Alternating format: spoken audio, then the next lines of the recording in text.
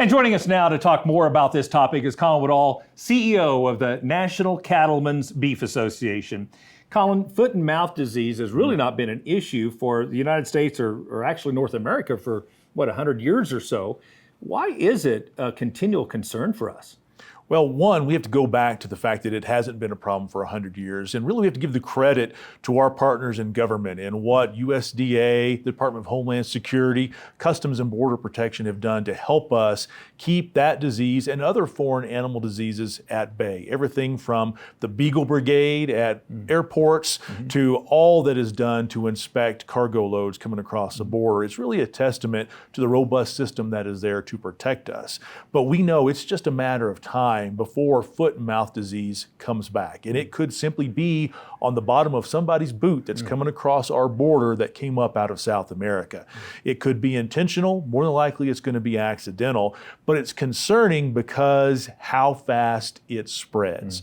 As soon as we get it, all cloven-hooved animals that are in that area are going to take it and start spreading it. And when you look at the challenge that we have with feral hogs, for example, that adds another layer of concern to us as we try to prepare and be able to respond once it's in place. So given the nature of the virility of this particular disease and to try to get ahead of it, that's why we spend so much time, one, worrying about it, but also working to be prepared to address it. Yeah.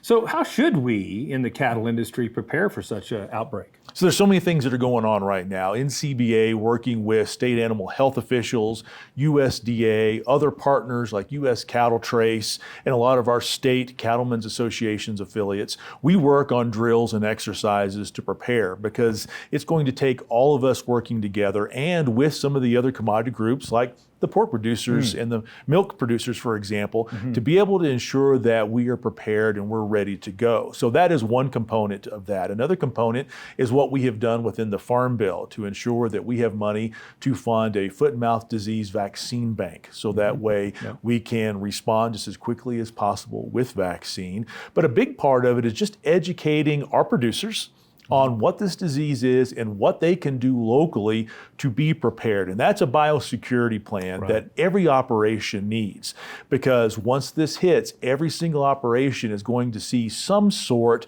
of impact. So if you have a biosecurity plan to ensure you know who is coming on and off of your operation, so that way you can work to contain and protect yourself, that's going to go a long way in helping us respond to the overall disease, get this industry back into a mode of recovery, and ultimately protect those individual operations.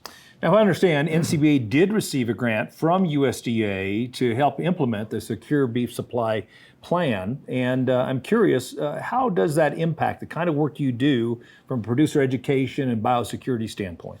It again showcases that partnership with USDA is so important, because that kind of money is helping us with the outreach and education component that we just talked about. With that money, we're able to get out there and participate in drills, participate in exercises, get in front of producer communities and talk about the components of a biosecurity plan and what that should look like, and help make sure that they understand the serious nature of this and that they really need to spend some time implementing those plans for their own operations. But it's also about biosecurity and beef quality assurance. You know, BQA is an extremely important program for this industry, a very successful program that's really helped us improve this industry as a whole. And some of the modules that are a part of BQA are focused on biosecurity. And that NAD Prep grant money has really helped us do all of this work. So last question, what advice do you have, whether you're a producer, a veterinarian, or anyone else within the beef supply chain? What can we be doing to help implement that Secure Beef Supply Plan in our own operations? First things first, get BQA certified. That is the best thing that you can do, because not only will it help you with biosecurity plans and to understand the serious nature of how we can contain the spread of all animal diseases, but especially foreign animal diseases, go online and get your certification. But also participate in your local cattlemen's association and the drills and the exercises that are going on. Take part in our ability to work together, not only as the industry, but also with the government to make sure that we are sharing as much information as possible. And go to our website, ncba.org, where we have a tremendous number of resources that you can utilize to better understand the disease, better understand the threat, and again, be prepared. Yeah. And as I say, an ounce of prevention is worth a pound of cure. I think this is a wonderful step on behalf of the industry to prepare in the case of a terrible disease outbreak like foot and mouth that would absolutely lock our entire industry up. Thank you for your leadership on this important issue. Thank you, Kevin. Now, if you want to learn more about the Secure Beef Supply Plan or learn how to write a biosecurity plan yourself that is specific to your own operation, you can visit the website securebeef.org.